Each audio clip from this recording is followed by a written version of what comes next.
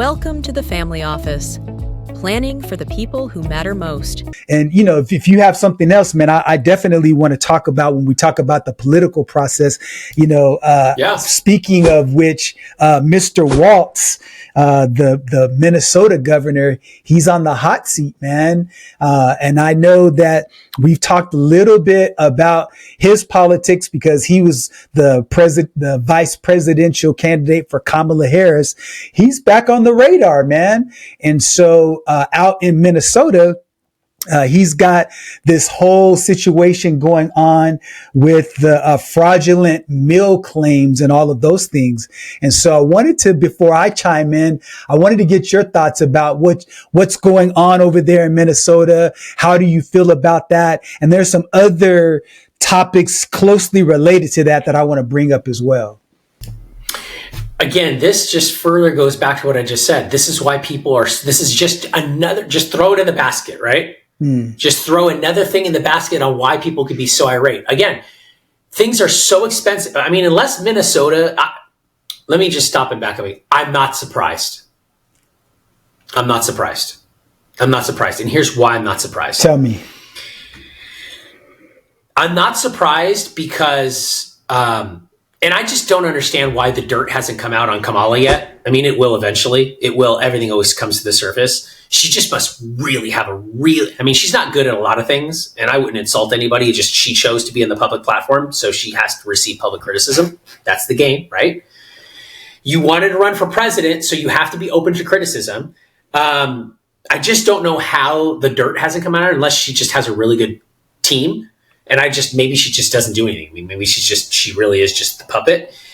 But I'm not surprised with Tim Walz. I'm not surprised because every single thing that group, I don't even want to say it's liberals or left-leaning people. It's just a specific group. It's a group of political people like Pelosi, Schumer, all those guys are all in those camps. And then there's the Obama camp. It's like, because within the Democratic Party, you have the Obama camp, and then you have the Pelosi, Schumer, Biden. Maybe Biden has his own thing. I don't know. I'm not surprised because every single thing that those people accused, and they're so hot on the campaign trail, right? Of throwing out accusations and how bad of a manager everyone on the opposing side is and how horrible and they're criminals and all this stuff. I am not surprised because they were so outspoken about what other people were doing. And generally, when people are outspoken about what other people are doing that are wrong, that's generally a ruse or a herring to take the attention and the spotlight off of the things that they're doing. And the accused or the guilty always accuse the innocent of their guilty actions. Does that make sense? So it makes sense. I disagree with your point in this specific instance. I am just not surprised. I'm just not surprised because Newsom did the same thing in California. $20 billion vanished. We have no idea. No one's even talking about where's the $20 billion. No one's talking. Look, here's the thing. No one's talking about the wildfires that happen in California anymore. No one's talking about Biden's health anymore. No one's talking about a lot of things that have disappeared from the spotlight anymore. And again, I'm surprised. I don't understand how this is not frontline news. This is the sovereign wealth of the United States of America being vacuumed out in front of our eyes through the guise of political program. And programs that are supposed to do good for people. Mm-hmm. There's a reason why inflation is so hyperinflated. It's not just, yes, it is the markets are imbalanced. Yes, it is interest rates are high. Yes, it is we printed too much money. Those are the obvious things that we keep talking about and we keep putting in front of everybody because those are the things that we've been programmed for so long to go, oh yeah, you're right. Because it makes sense because those are sound economic principles. When there's too much of something, it becomes worth less. When there's less of something, it becomes more. Fiat currencies, in this case, the United States dollar, there's too many of them right now. Prices have been fixed. The carry trade with Japan is over. Those are creating the normal things. But you know what's compounding it? You know what's making it far worse? The United States, I'm convinced, could have handled and could have insulated ourselves from COVID and all the shit that we're going through right now. We could have, because we have so much wealth in this country and we produce so much GDP. The problem is that with those economic stresses that are normally happening with a manipulated Fed system and a carry trade that blew up and a cryptocurrency, world that's changing and all the economic things that are traditionally happening, We could have went through that and still had a mild, it hurts a little bit, but it's exacerbated by the amount of sovereign wealth that has been robbed by political programs that are supposed to go to take care of homelessness in California, $20 billion, and food programs in Minnesota, $1 billion problems. The only reason why I'm convinced it's $1 billion in Minnesota and not $20 billion in California is because the population. It's the same game. It's the same shuffle game being played in every one of these states. And by the way, it's not just Democrats. It's Republicans too. They just do it a little differently. The game's the same though. So when we ask why the everyday middle-class American and everyone else that's out there, even the aspiring elite class, meaning those who make $500,000 or more are struggling, $750,000, $1 million are struggling today. Why? Because we've been robbed for the last 30, 40 years with these political programs. And our money has been gone overseas and to people in this country that don't need to be here, have no business being here. And it's made it difficult for people who aren't citizens of this country to get our sovereign wealth, and made it even more difficult for the people who are citizens of this country to receive the sovereign wealth. And that's where you have people that are in my camp that go, Len, we need to cut these programs, not because we don't believe in them, but because we can't give it away to everyone in the world. Because if the rest of the world migrated to the United States, there would be no more United States, because we can't feed the world.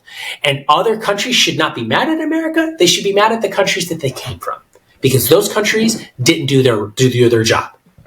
And that's, I know it's a little bit more of a rant, but I'm not surprised, Len, that Waltz is in this situation. And I'm not surprised because the money went to illegal immigrants. Again, I would be pissed if I'm a Minnesota voter. All right. Ooh, I know there's a lot in that, Len, but let me cook, Chris. Okay. Cook it up, baby. Because I took my 5 minutes. Cook it up. Okay. Can you hear me? Can you hear me okay? I can hear you just fine. All right, perfect. Just fine. Okay, so your rant and your concerns are the same formula that propaganda media uses to infect the people's mind, and your mind has been infected by this propaganda. Let me explain. I want to hear this because it's a balance sheet. It's money in and money out. All right. I want to hear. Okay. All right. Exactly. Okay. So check this out. So there have been reports that the issue going on in Minnesota is $1 billion, but here are the facts. So far, and the investigation is still ongoing. So far, according to the Star Tribune, there's $152 million of documented fraud. Now, some of the perpetrators, you had the founder of this nonprofit called something about I'll find it, but their meal. Let's see. Let me find it. Sorry. No, you're good. So, it's obscured because it's money laundering. Yeah, no. That's funny. Okay, I'll come back to you on the name of the organization. Either way, it doesn't even matter. It's some scam nonprofit. Okay, so you said you're gonna let me cook. All right, so go ahead and cook, baby.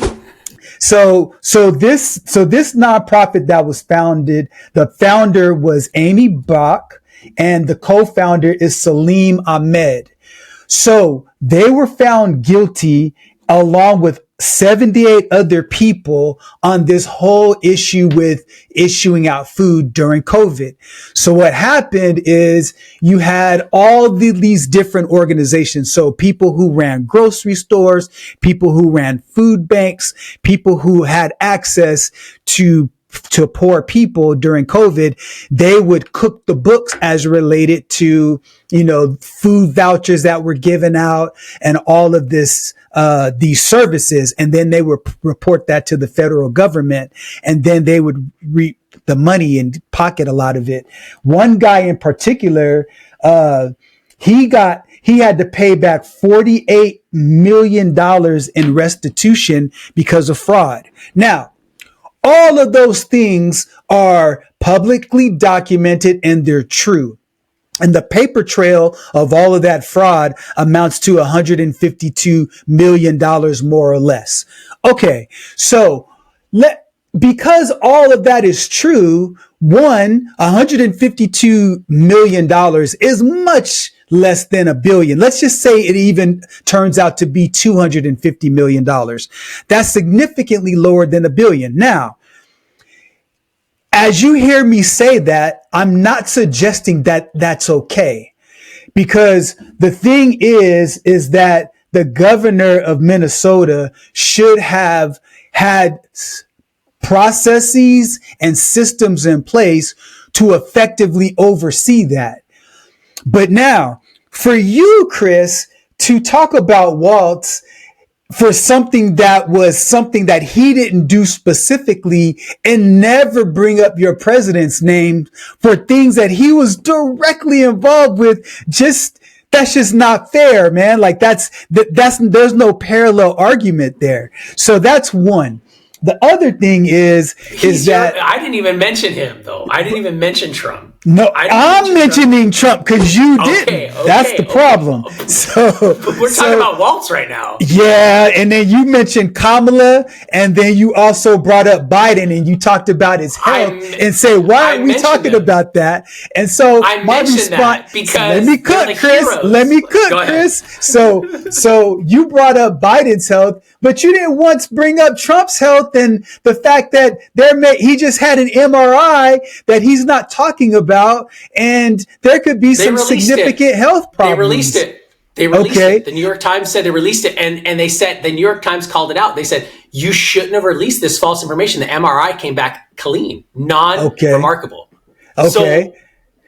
But still, all I'm saying is that when we talk about one side, we got to be balanced on our approach. That's the goal that I try to do is, okay, if I'm going to talk, cause I'll speak, candidly and I'll speak, harshly against Kamala when she deserves it. I'm going to throw it out against Trump when he deserves it. So, let me ask you this. We got to have it on both sides.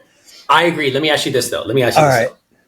Trump wasn't directly the president of the United States or in any political position where you saw the fleecing of the country. So that's the distinction I'm making. Okay, bring Trump into it, you can make that argument. Is one thing, but no. What about? Okay, no. You can't say that. Okay. You can't say that because I think there's where did he sell us out? Where did he sell us out? There's two different. Here's what I see. There's two different approaches. Okay, so here's the thing. I would agree with you that he hasn't committed fraud. I would, in terms of using money from the taxpayers to benefit him, but he's a rich man. There's no reason for him to do that. What he's done is he's used his position and his power and his influence to pocket large sums of money. He sold, I'll go down the laundry list. One, he sold personal items like coins and shoes. Two, he's had different meme coins that he's positioned. How is that different than Nancy Pelosi insider stock trading and all the insider stock trading that happens? No. Let me pause you there. I think what she did was worse. She did was worse because she used her position. That's what I'm saying, man. I'll dish it out on both sides. She used her position to create insider trading, which is explicitly illegal. Like what he's doing is he understands and capitalist. He's understanding how to wiggle through the loopholes for personal gains.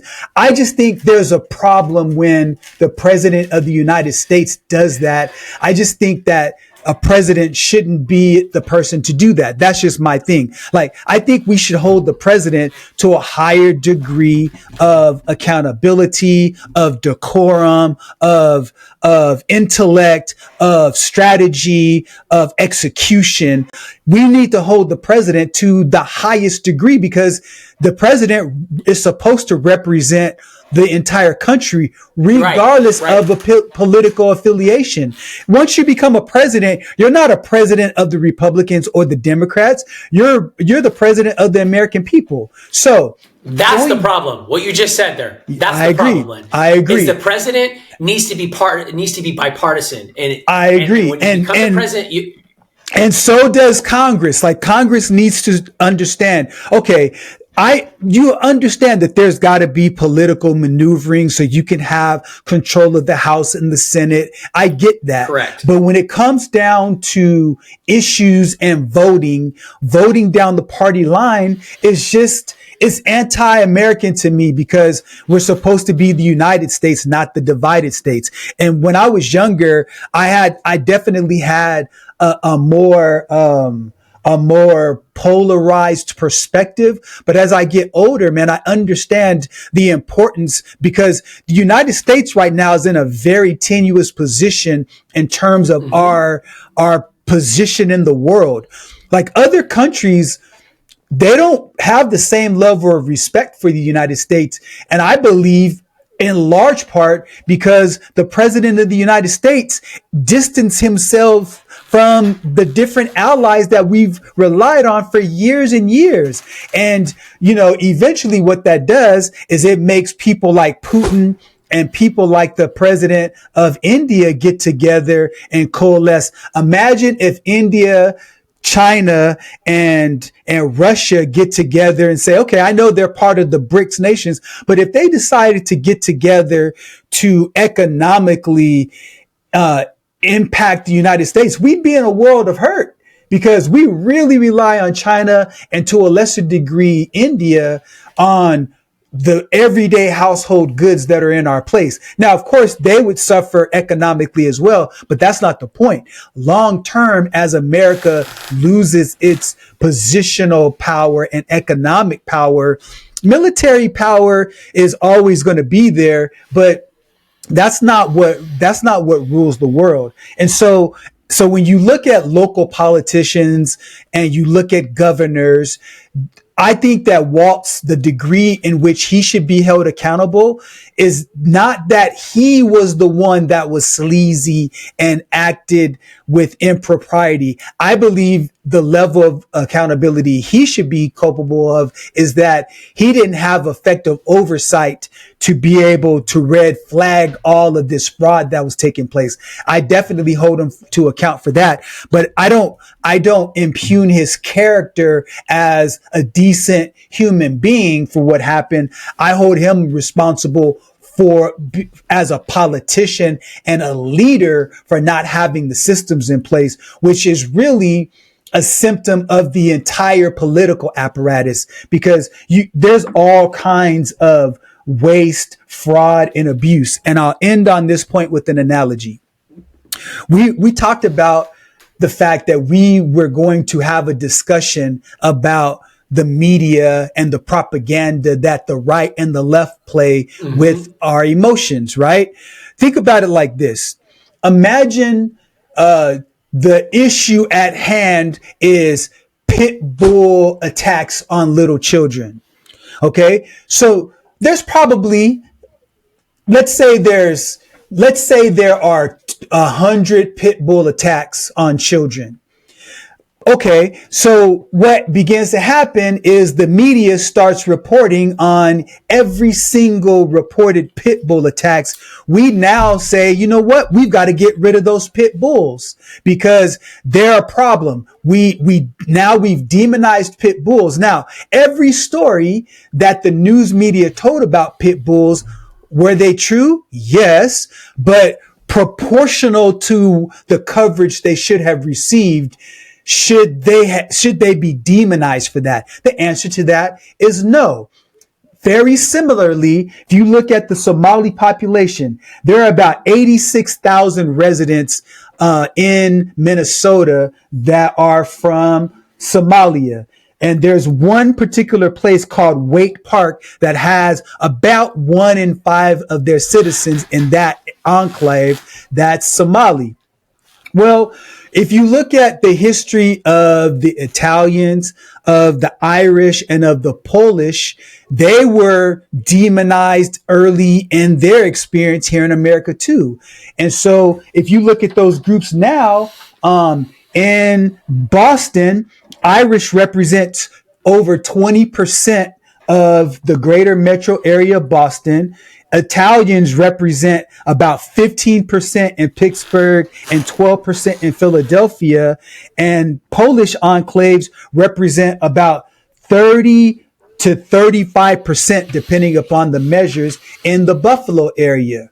So now you don't hear about any of those groups being demonized and anything like that. But if the news wanted to go in and cherry pick on any one of those groups, they could find story after story after story after story to justify and inflate this level of fear. So when you've got a group of people that's 1% of a population, come on, you cannot tell me that you have to demonize the entire group of people for what's happened, even though all of those things that took place with that fraud, some of them that perpetrated them were Somali. That should not be an impact on the entire population. I'm not buying it. I just think that's wrong.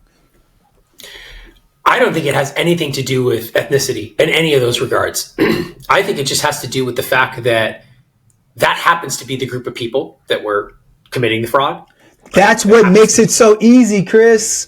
But I don't care about. But I know you don't. That. I know that goes you in don't. and out. To me, what I care about is the systemic pattern you keep seeing, which is money going to fraudulent causes that are supposed to be helping. I agree with that. You see that time and time and time. Look, if this was a private company, Waltz would be fired already. He wouldn't even be allowed to be governed anymore. Most politicians in their places would have been fired. 100%. So Waltz should have been fired. He's the governor. His job, he's elected to what? Oversee that stuff. That's his job. He's the CEO. He's the executive of that state. I agree. Failure. I think there needs to be more. I think there needs to be more investigation. I think the issue is that Trump took an opportunity from what happened in DC and those two individuals being shot that we talked about last week, and then this whole fraud to conflate those circumstances and focus on the Somali population, because now there's widespread. I don't think he's focusing on the Somali. Okay. I don't think he's focusing on that. I think it's. Wait to see the reports come out from the number of people being deported from the Minnesota area. Just wait. Just watch. And then we'll see if you're right or if I'm right, because I like to have these public wagers, because 100%. we talked about Kurt. We talked about shutdown. Mm-hmm. Now, so we'll see what happens. Okay. And then I want to talk about, speaking of being fired, and potentially being fired, I want to talk about Kash Patel after this, but go ahead. Let's do it. I know he's your friend. You have a vendetta against him for some reason. By the way, I'd be very transparent. I don't even really know who he is until his name came up. And I know there was a lot of issues. For some reason, the opposing side did not want him to be the director of FBI because they thought he was going to be like this pit bull or something, or this crazy guy. But at any rate, since you brought Trump up with it, the only thing that I will say about Trump is in regards to that is I just consistently see Trump trying to bring wealth back to the country, and I consistently see other politicians trying to have wealth exit the country. So I just look, the Saudis. I think you can make that argument. Most will say, the Saudi. Every time Trump brings someone here and there's a deal made, no one wants to talk about the fact that the Saudis are going to invest a shit ton of money in America again. No one wants to talk about that. I'm sure China would like that capital. I'm sure Russia would, and I'm sure India would. I'm sure they would. All those countries that you mentioned, I'm sure they would love that. But Trump has the ability to bring people together to make real solutions work pragmatically and make money. He does. Say what you want to say. He knows. Otherwise, people wouldn't do business with him. He still wouldn't be here surviving today. He was a billionaire before he ran for president. He's a billionaire after he got out of presidency. He's a billionaire back being a president. He'll be a billionaire forever because the guy knows how to bring people together to make things happen. That's just his skill set. Is he a complete Crazy Kai and in a lot of other respects, yes, we know that, but that's just, at least you know what you're getting. And at least the guy's bringing money time and time again with Japan, with other countries, Korea. Every time this guy brings somebody to America, he's bringing money. He's bringing money back to the sovereign wealth of the United States of America, as it should. It should be that way. If everyone wants things to get cheaper, they ought to do that. Yeah. I would agree with that, because I think, because one thing unfortunately is in many media platforms, we try to paint every individual as an either or. He's complex, just like anybody else has layers of good and bad. And so, so when you talk about the fact that, he's looking to make deals now, I think the whole thing with the tariffs, I completely disagree with the way in which he's going about it. I think there's a role that tariffs play. I think he overplayed his hand. But to your point about his relationship with the Saudis in terms of bringing, opportunities to America and mutually beneficial relationships with them, I can't deny the fact that he's definitely working those deals, and then also with Ukraine and rare earth minerals and stuff like that. So I have to give credit where credit is due, no doubt about it, because again, I'm not going to paint him as all good or all bad. I just think that so many people paint him in one light or the other, and it's both. That's all I'm saying. Just be balanced. I hear you. I think Trump's done more for the country, and I could say this confidently. He's done more positive things for this country than Governor Newsom has ever and ever will do. Well, time will tell. And he's made more money. He's made more money for the country. So let me wrap it up with this, because I know you want to transition. Look, what do you think about this? What do you think the relationship is with this? Because you brought up the tariffs and you brought up the health thing about the MRI. Because you had Scott Bessent, which is his secretary, Treasury Secretary, right? Scott Bessent's Treasury. He's big on the tariff plan. He probably is the one who engineered a lot of it. He gets out. He says everything's gonna be great. This guy says everything's gonna be great, and he comes out and he defends and calls out the New York Times for the whole thing, saying Trump released the MRI. What are you guys talking about? And he didn't even bring up Biden stuff. So, what do you think? Because I know you disagree with the tariffs. Bessett's a pretty smart guy.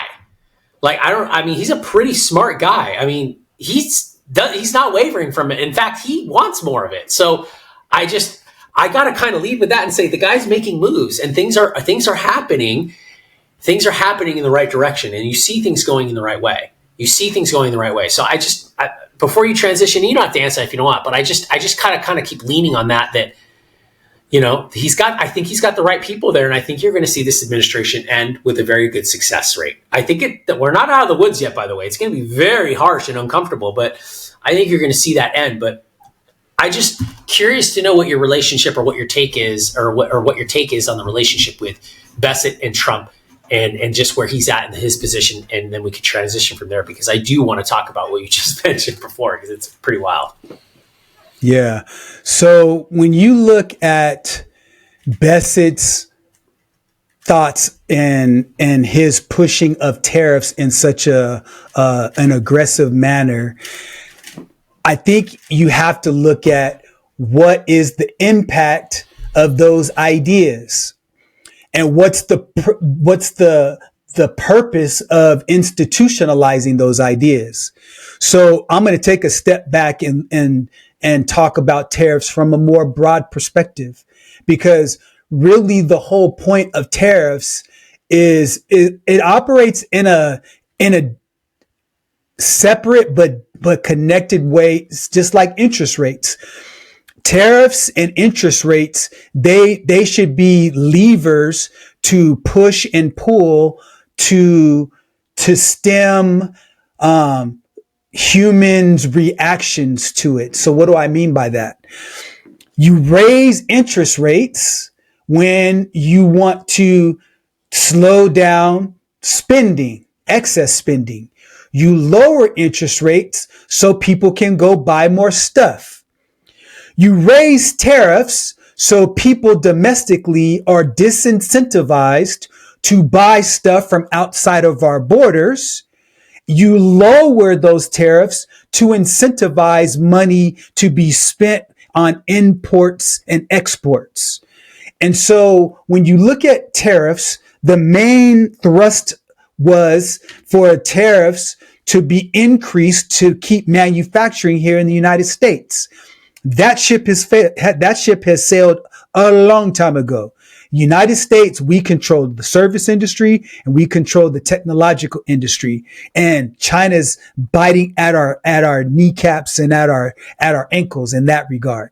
Manufacturing's never going to come back because the infrastructure doesn't have the ability to pay its workers a fair wage. So we have to have other ways to be able to pay. Now, that brings me to the issue that I have with tariffs, because the lever that tariffs are supposed to control is domestic production, and it's not doing that. What's happening is that the lever that's being manipulated right now as it relates to tariffs is increasing the cost of goods and services coming to America's shores from other countries. So what happens is, if country X exports product Y, then there's a cost that middleman has to bear to ship the products over, to get those from the ports over to the stores and into our house.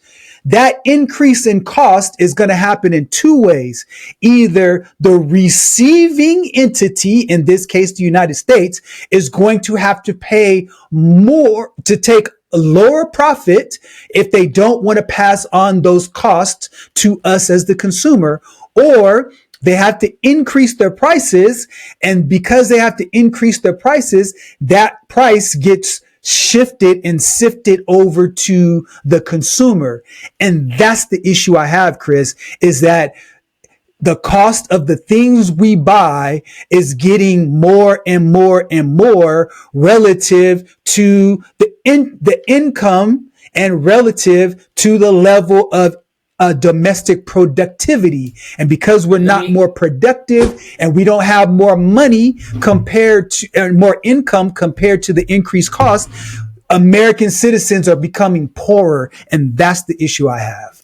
I'm not affected by it. You're not affected by it because we have enough money to take care of our needs. But the people that are just scraping by, they're the ones that are being hurt by it. That's the issue. Let me ask you this, because you made a very good point. And I know this is for the past 30, 40 years, or past 30 years, maybe 20, 30 years, what you have just described has been happening. And what's happened is you've seen manufacturing and all these, and R&D and all these different things go away from America, even services, because a lot of people will use call centers in India, call centers in Philippines, so on and so forth, right? And remote working has made that even more relevant. So here's my count. Here's how I'm framing it and I'm looking at it, because I just got to sit and observe it. And I'll tell you a quick story, and then we can transition if you'd like. As this process of tariffs, because we haven't had tariffs in the United States for over 30 years that have positively affected the United States. Oh, okay. Right? Okay, gotcha. Okay, that have positively affected the United States. So as we've allowed this, and this further concretes, I believe, my Wait, just to jump in real quick. When you say positively affects the United States, what's your definition of that? Like, what do you mean? Do you mean by increasing manufacturing, or what? Right. So what's happened here, and yeah, what's happened here, and we've talked about this, is, and we've been seeing this happen since the 90s, maybe even the 80s, is NAFTA, China being in the World Trade Organization. And what you've seen the advantage for all these other countries. So what's happened here is all these countries, like you said, these countries don't respect America. Why would they respect America? We've allowed them to have their cake and eat it too with us. Because we've allowed tariffs to negatively affect us. Why? By what? Making and giving other countries incentivizing. We've incentivized other countries to take our money by forcing us to buy stuff not made in America. We've incentivized. So it's incentivized the rest of the world to step up and produce these things, because it went, oh, great, we can make it cheaper and we can upgrade our currency compared to America, And then all of a sudden, Americans don't want to buy stuff in America anymore because it's cheaper to buy stuff outside the country because the tariffs make it advantageous for other countries like China to do that to America. Right? We've seen that happen over the last 30 years. So your point is correct. As we've seen that happen, Americans have gotten less and less wealthy because our money has left the country and gone to other countries. And everyone wants to sit back and go, all these other countries have done so great. They've done so great on the backs of Americans. They've done so great on the debt that America has. The debt that you see America has, that's not all America's debt. That's the world's debt. We are the reserve currency, after all. That's the world's debt because we financed the world. All that money that China is getting, that's from us buying their stuff because we made it easy for the stuff to be made there and leave the country. So now Trump comes in and he's a cowboy and he reverses it and everybody has an issue with it. Let me tell you this. I went clothes shopping at the beginning of the year in Walmart for my kids for some stuff. 90% of everything was made in China, Len. Crazy, right? Not abnormal. Everyone's like, oh, the prices are going to go up. You know what's crazy? The prices went up for a lot of places. Prices didn't go up at Walmart. I just went clothes shopping for my kids before I went to vacation in Louisiana. I went, these are the same prices I was used to paying in 2019, maybe a little bit higher. The normal inflation is adjusting in it. I got out of there buying Levi's, Polo at Walmart. But you want to know what I did? I'm a psycho. I'm a little bit of a psycho. You know this, Len.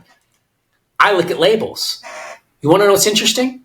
I didn't see very many made in China labels anymore in the same clothes I was buying. Instead, I saw stuff that I saw back in the 2000s.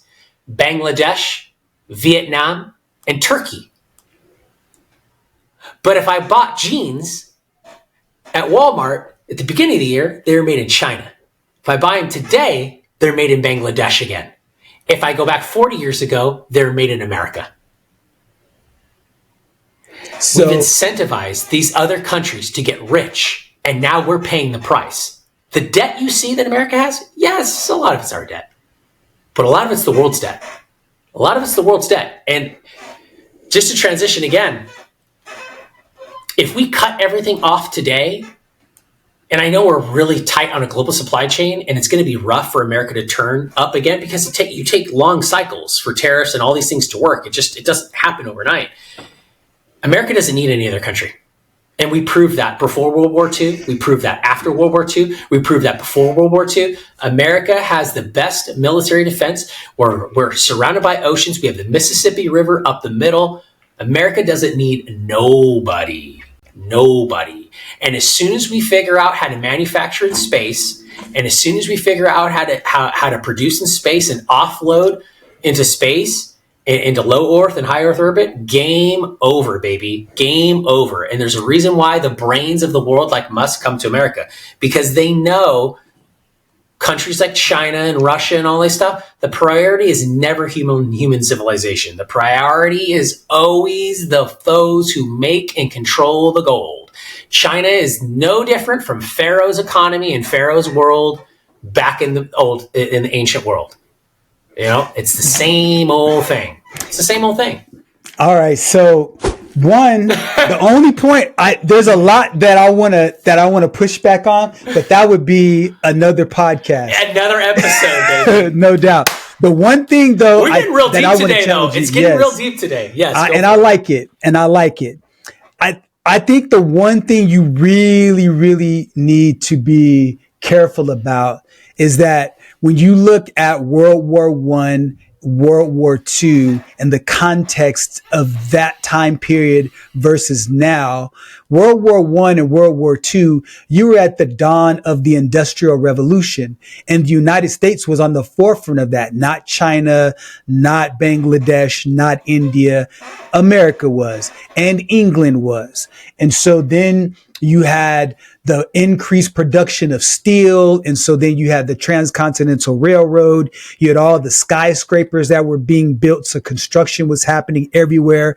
You had all of the military industrial complex that was happening. So you had all of this labor that was used to fuel the war. So the American economy grew significantly because of war. And so the United States wars that we didn't cause, though. Okay, that's not that wasn't even my point. That I agree with that. I agree with that. But war was definitely an economic boon that we took advantage of. But the point is that over time, because of the globalization, America could not survive just producing its own goods and services and products here. Do we have the natural resources? Yes. We don't have the natural resources available to support 350 million people at scale in the wages we make. So take your example. You have 7 kids. You went to Walmart because economically it makes sense. And so when you looked at the labels, you looked at Bangladesh, you looked at Vietnam, you looked at probably to a lesser extent India, and everything else in there was from China. Imagine if you said, you know what? I'm going to take a stand and I'm only going to buy American. Guess how much the clothing bill would have been? Probably 4x more than what it would have been. Now, for you, Chris, financially, you could decide to take a stand and do that. Imagine somebody else who has 3 kids. There's no way, bro. No way. My point to that, though, Len, is that how fast Walmart was able to shift from using China to using people that they used to use. Yes, forever. But they still ultimately didn't say, you know what? With Walmart, we're going all made in America. They're not doing that because they can't. There was a time when I was a kid where everything in Walmart was made in America. That was Walmart's claim to fame. Exactly, but it's not that way anymore. It's not that way anymore. Because we've allowed it to go that way.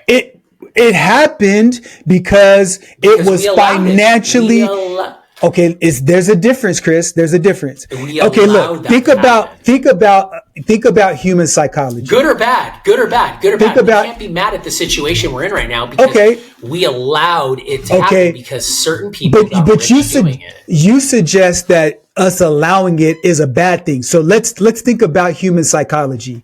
I am a blue collar worker. I've got a wife. I've got 2 kids, and I live in a house that, I make $4,000 a month. My house note is $2,000 a month, and my expenses are $1,800. So I've got $200 a month to spare. I've got 2 opportunities. I'm going to go to store X that's all made in America. And I'm going to go to store Y that's stuff made in China, Bangladesh, and all around the world. I can buy the same quality of clothing, but with those clothes that are made internationally, I'm going to pay a third of the price of the clothes that I'm going to pay for the clothes made in America. Out of 100 people, how many people are you thinking are going to go to the clothing store? Naturally, they're not forced. It's a choice. The ones made in America or the ones made globally that are a third of the cost. Everybody's going to go to the cheaper option, but everybody wants the more expensive option, right? That's just the nature of it, right? Because that becomes pure premium. So those are 2 different issues, Chris. But here's the problem. Here's the problem, though. Whether it was made in America or not anymore, we're at a point right now where it's so expensive it doesn't matter where you make it anymore. Okay, so let me jump in. So imagine, let's go back to that same scenario. So a store made in America, clothing made in America, clothing made internationally. So you take that same family. Let's say their income was twice the amount. Let's say 3 times the amount. So if the clothes were a third of the cost, let's just inverse that and say they make 3x the income. So therefore, the cost in both terms are relatively equal. Are you following me? Are you following what I'm saying? Yeah. Okay. So you take a family who's making 3 times the income. Now they have a choice to go US made or international made. What do you think they're going to choose? Probably American made. Made. Absolutely. Okay. Yeah. So the reason why people are ascribing to this global economy is because they need more money in their pocket because they don't make enough. That's a domestic issue, meaning that people don't make a living wage high enough. Now, as a business owner, How can it be a domestic issue? Yes, it is a domestic issue, but the domestic issue is caused by us outsourcing the labor to a different country and then not reinvesting the profits of that outsource back into America to retrain and recalibrate our workforce or our technology or any of our bases.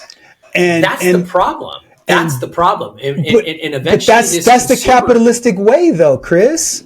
So you can't say capitalism is a problem, would you?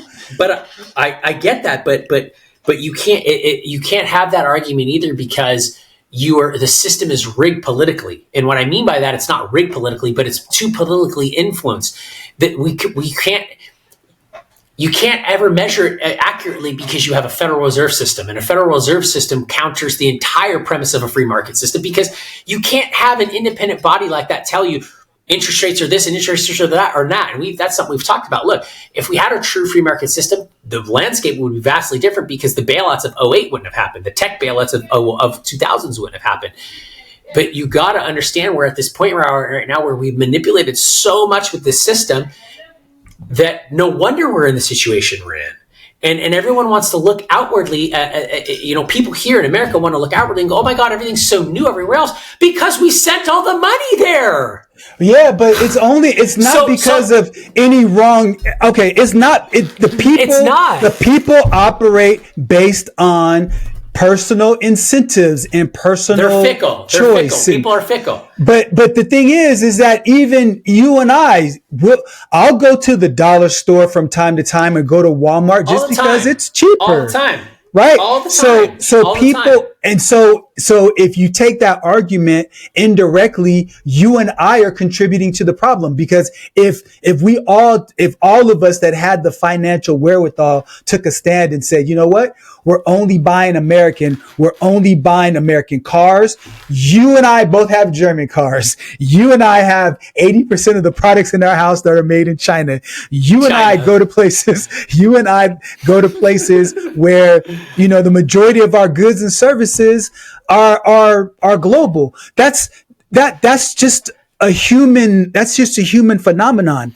I believe that if we that had the financial wherewithal held the people in political office accountable, we as the people of the United States, in order to form a more perfect union, would say, look, we are putting our foot down and we want American jobs back here. We want American manufacturing back here, but we also want to make sure that the cost of goods and services aren't such that it breaks us to buy the things that are just regular for us to be able to live.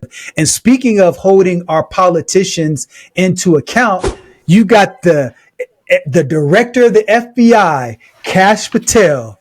And tell me, Len, yes. What is going on? Because I don't really know. I mean, I know Kash Patel because I know him, but I have no idea who this guy is, his background, but I know who he is, but I'm not in any camp for Kash Patel. What I will say before you bring that up is that I am in the camp of, I don't want to compare myself to saying that I'm in the camp of the J. Edgar Hoover days because that was pretty intense. Are you ever been affiliated with a member of the Communist Party? But I think that it was needed at that time, given what was going on. He wasn't good for black folk, but anyway. Not at all. But what I am, not at all. But what I am of a fan of is if you are the FBI director, you better be like it says. You better be the top cop. You better be the top detective. And that's the issue. You better be the top detective. So that's my belief on who the FBI is supposed to be. So, and the FBI is the internal police, right? Exactly. And that's the thing. So you have the FBI, who's the Federal Bureau of Investigation, which is domestic. Right. You have the CIA, Central Intelligence. That's the global, all the different clandestine operations. Yes. So to me, the FBI director should be like a referee in a sporting event. the more you know about them, the worse it is, right? That's the problem. Like nobody should know who the FBI director is. It's ridiculous. And so one thing that I have a bone to pick with, about him and also Pete Hegseth is that if you look at their resumes, like you've talked extensively about DEI, right?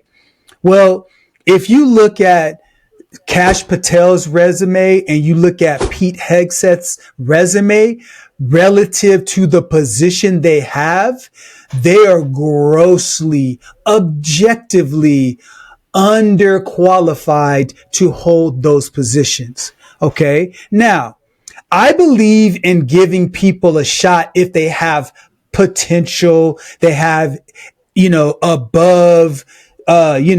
above levels of intelligence and critical thinking skills. And because of that, let's take a chance on the young person because they're a prodigy in terms of how they process information. That's not the case. So I'm not going to talk about Hegseth more since we're talking about Patel specifically. And to your point on that, we can talk about that later, but I disagree with Hegseth in that I like his background. I like where he's at. And I like that he's not a stodgy, old, bought-in general that has Raytheon and Northrop Grumman in their back pocket, because that's generally what you see as Secretary of Defense or Secretary of War or Department of War is some bought-in old stodgy like Rumsfeld and all those other nasty guys that are just there because they want to get fat and happy. Hegseth, I agree with it. I know it's Department of War or Secretary of Defense, but I think you get a little bit more of technical proficiency in, I think the weight goes a little bit more on Director of FBI rather than, because that's a cabinet position. And I think he was in the military. He is a veteran. He did have experience. He's a pundit as well.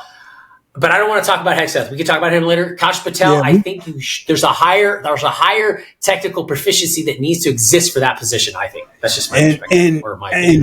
And he doesn't have that, right? And like for me, I'm very much a proponent of extending opportunities to anyone who is qualified for any position, regardless of any of their, race, ethnicity, gender, religion, blah, blah, blah, blah, blah.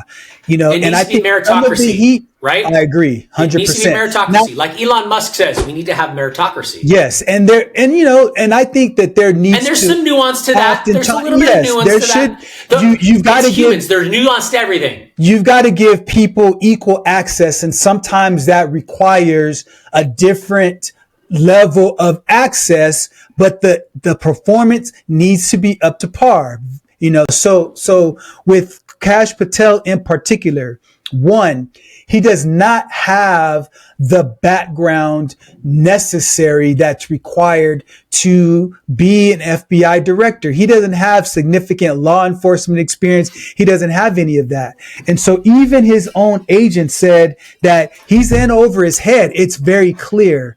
And so when you look at the investigation with Charlie Kirk, he had to be front and center, and he made these early proclamations that the person who committed the crime has been caught. It only took 33 hours. And he had this big rah-rah speech about what's going on. I'll see you in Valhalla, brother. Like, you're the director of the FBI. You shouldn't be front and center. That's one. Another one is when you just look at all of the mishaps that he's done. And the issue that I have is that, like, for example, he would fly in government, like private jets, going from place to place, taking his girlfriend on different venues and all of that stuff. Now, to his defense, as the FBI director, your travel should be in U.S. government private jets, but the use of it and access to it, you should have the freedom to be able to exercise a little bit of humility as it relates to your use of public funds for your private endeavors. He had the SWAT team and different, high level personnel that served as security detail for his girlfriend. Like, so here's my point. I don't want to bash on the guy because I think that a lot of people from, different groups, like he had mentioned something about some holiday that's a Hindu holiday. Bro, that's so insignificant to me. Like, people shouldn't bash him. If he wants to say, whatever the holiday was, God bless him, man. He should be able to express that.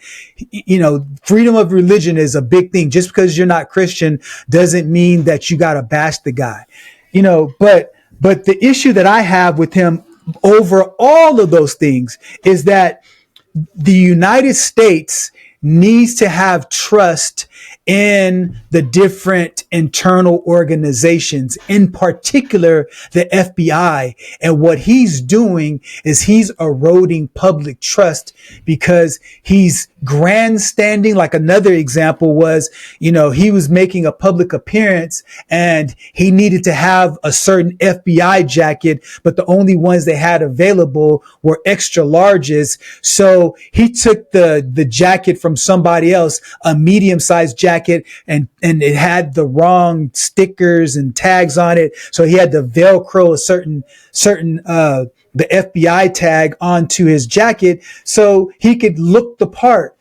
It's little things like that scream insecurity. And the reason why he's insecure is because he knows deep down inside that eventually he's going to be found out that he's a fraud as it relates to that position of authority as the FBI director.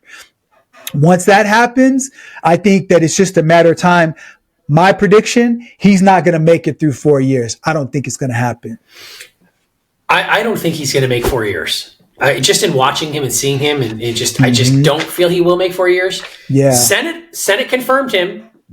Partisan confirmed him. Bipartisan confirmed him. How many times has somebody brought that isn't confirmed yet? Kavanaugh. It's kind of stupid. Exactly. I don't have an issue with Kavanaugh. I know we're not talking about Kavanaugh, but I did a lot of research on Kavanaugh. I thought that was horrible what they did with him. The blasphemy stuff. I agree with that. Ridiculous. Same thing with what's her name? Satanji, the Supreme Santomayor? No. Sotomayor? I know you're talking about Sotomayor. No, the African American Supreme Court justice. You're talking about Clarence Thomas. No. Clarence Thomas? So it's a lady. Supreme Court Justice Satanji. It's like Satanji. Let me find her name just so. While you're looking that up with Kash Patel, I don't know enough about him, but Katanji Brown. Her name is Katanji Brown. Yeah, the whole thing that she went through and in her process, her confirmation, I think it was atrocious, just like what Kavanaugh went through. And like at the end of the day, I don't think it was as bad as Kavanaugh, though. I don't think it was as bad as Kavanaugh. I think that, okay. I think this guy was about to get taken down for sexual assault. Like, this guy was getting accused of raping this lady, and it was clearly a No, that was bad. But the issue that I have just with that whole process, they're all grandstand to assassinate and impugn each person's character, and that's the whole thing. So I know this is a bit of a sidebar, but it all ties back to this one theme, which is we need political reform in all branches of the government, and the legislative, 100%. Executive, and judicial. And we as the American people need to do our part to hold elected officials and appointed officials accountable for their actions and also the level of expertise and background they bring to their position. And so I think, man, I agree with you, and I can't say anything more about. I don't agree with those actions, the misuse of public funds, all of that. It's not acceptable. But I will say that if and I don't want to compare, but I'm not as afraid of that as I am, because we've talked about surveillance state, right? We've talked about that in privacy. I'm not as afraid of that as I am afraid of previous FBI directors with the fake dossiers and the fake surveillance and the stuff that they did under other administrations to surveillance private citizens and to create lies. Allegedly, and because he was brought and how they did, and he was and how they did, acquitted, and how they didn't investigate Hillary. So I'm more afraid of the covert it's stuff. all. I agree. I think it's all. It's all big in there. It's all in there. It's all in there. It's look. You and I could both sit here and go and do the tit for tat thing. Here's at the end of the day, it goes back to it further reinforce what you just said. We need, right? Like Bush Sr., read my lips. Hey, top 10 greatest political self-assassinations of all time. Read my lips. No new taxes. And then a couple days later, a couple days later, there's new taxes. Bro, what are you thinking, dude? That's why you didn't win a re-election. You gave it to Bill Clinton. You gave it to him, right? Like, imagine if Bush Sr. would have been president. And then his son said, read my lips. There's no nuclear bombs. Like, yeah, and it's like, bro, weapons. Are we serious? Are we living in a simulation? Because this is kind of looking too weird here, where all of a sudden Bush Jr. comes in and says, we have weapons of mass destruction. And there aren't any. Yes, exactly. Why? Because Dick Cheney needed to get rich, though. That's why there needed to be weapons of mass destruction. Man, because Dick Cheney was really the president of the United States, not Bush. Sure. It was freaking Dick Cheney, because Dick Cheney was chummy with Dad, and they all needed to get together. Look, I just wish Trump. I'm not comparing again. I just wish Trump was as patient and as eloquent as Reagan, because then if he was. And he was as good of a communicator. Because I'm sorry, guys. In the modern day, the last I got your back, everyday folk, like what you're talking about, the real American spirit, the real American worker, like Blue Deans, kept his hat, yeehaw, like all of real American families, mom staying at home with the kids, dad going to work. Like, if you want to go back to it, there hasn't been. I'm sorry, guys, modern day. You can't even put Kennedy in there because he's too old now at this point. Well, I don't know. Maybe he was in the 60s, still in there, but I think even above Kennedy, God rest his soul, and both of them. Reagan was the last I'm down for you president. He was. There hasn't been a president that was as down for America, and you could sit and listen to him on both sides of the aisle, bipartisan communication, wasn't an a-hole. Across the aisle, all of it. He had it all. So the president you talk about that you're wanting, Len, and that I want, that was him. But he got shit done the way Trump gets shit done. But he did it in the way that you want it done. He did it the way you want it done, which is clean, respectable. Like, he went toe to toe with all the aggressors of the world at that time, and he knocked them down. Yeah, so he went against Russia, the Berlin Wall, and Gorbachev, tear down that wall. All of those things happened under Reagan. So we don't have a down for you, for the American people, for America president like him. Trump's the closest we got. I know you might argue that, but he's bringing money back to the country. I mean, Reagan certainly was an excellent communicator. Reagan was definitely a pragmatic leader. He definitely was a statesman. He definitely represented. He brought California to success. He had a track record. He brought America more to the global stage because of what he did with the Berlin Wall and working with Gorbachev. And he was kind of the one that ushered Russia out of the USSR into different countries and all of those things. But he also had his flaws, with the whole Iran-Contra war on drugs and crack, cocaine, getting 100 times but another conversation for another day. I think we'll wrap up on this point, which is this, that we can agree on. Politics, especially American politics, is a nasty cesspool of suspects. And we need to try to find effective ways to identify people who, on principle, will go and represent the people. And I think the prototype of a great American president would be a person who is financially independent, a person who is not able to be bought by political lobbyists, a person who doesn't have dirt on them so they can be blackmailed to do whatever they want to do, and also a person that builds bridges on both sides of the aisles, who has a track record of voting both sides of the issues.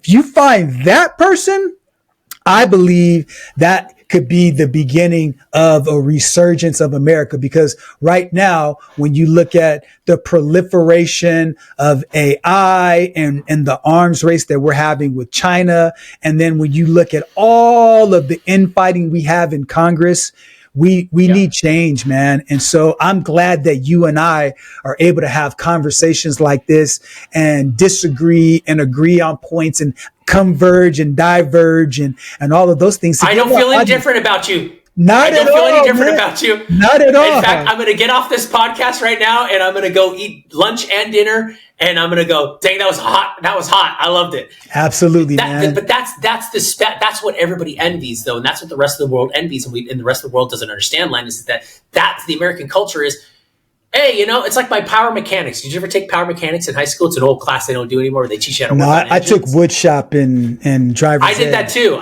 I took wood driver's ed. Remember when they used to teach that in school? Yeah. And then again, I don't want to keep getting started because we're over time here and we got to get off. But I don't want to get that started because that's the problem again, though, is we used to pay for driver's ed within the public school system, and that's not there anymore. You have to go out and do it now. You used to go to school and get your driver's ed. I remember my older brother in his 10th, or when he'd be 16, I think he was a sophomore or a freshman or whatever in high school, he went to driver's ed during high school, and they stopped doing that. Band programs, extracurricular. We want to talk about this type of money that could be invested in, and even to bring it up for you, let African American studies and children and Western African American studies, and educate people about slavery and how it was in America and how it started and how it ended. We could be investing money in that, but we don't. We don't invest money in that. And that's the thing that, oh my God, as a pragmatic thinker, I go, yeah, why are we doing that? But you're absolutely right. It's the ability for us to have a conversation and get off the end of the day with this and just be like, look, this is what it's about. But that's my last point, Len. Yeah, and it's good that at the end of the day we can disagree and remain friends, and that's really what this country should be all about, more and more. And so, my experience and your experiences are completely different, but we still have very similar values as it relates to family, as it relates to our health, and we just want to connect with more people. So if you liked what we talked about or didn't, definitely send a comment. We want you to like and subscribe and continue to follow our content, because we're going to continue to bring it, and we're going to continue to bring you current events that make you smarter, that make you more informed, and that make you healthier, and hopefully put some money in your pocket when you think about and learn from the principles that we drop along the way. So with that being said, Chris, awesome show. Thank you for having this conversation with me. And until next time, man, it's been nice. Yes, absolutely. Have a great week and have a great dinner or whatever it is that you're doing tonight. Thank you, brother. Take care. All right. Conversation has given you clarity on your next steps. Please share this episode with someone who's walking the same path. Don't forget to like and subscribe so you won't miss future episodes.